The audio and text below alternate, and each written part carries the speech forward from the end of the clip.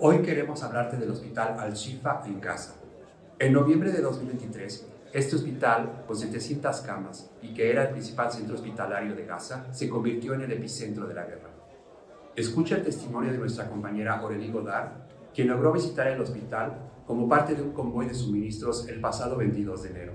Le 22 janvier, j'ai participé à un convoi organisé par les Nations Unies qui avait pour objectif d'emmener à Shifa, autrefois le plus grand hôpital de Gaza, donc à Gaza City, 19 000 litres de carburant destinés aux générateurs de l'hôpital. Dès qu'on a passé ce checkpoint, nos deux voitures et le camion de fuel donc, ont été littéralement assaillis par une foule de jeunes hommes ou d'adolescents un peu plus âgés qui ont sauté sur le camion et sur les deux voitures en réclamant à corps et à cri de l'eau, de l'alimentation, de la nourriture.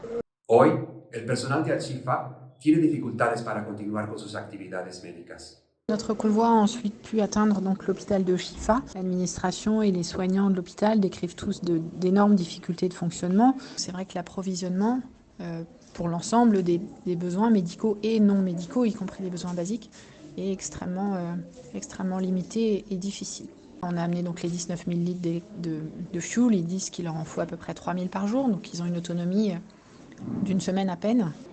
Ils ont pu remettre en route le service des urgences, mais qui est occupé par beaucoup de patients hospitalisés. Il y a encore du monde à Gaza Nord et tous ces gens ont encore, pour beaucoup d'entre eux, l'ensemble des pathologies chroniques qu'on peut imaginer, les pathologies aiguës de la période hivernale. Ils reçoivent encore beaucoup de blessés de guerre, que ce soit par explosion, par arme à feu. Ils ont également réussi à réouvrir 3 salles de bloc opératoire et puis quelques lits d'hospitalisation dans un des services de chirurgie.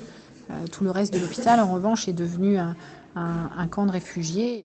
Es urgente que haya un alto al fuego sostenido y definitivo en Gaza. Basta ya.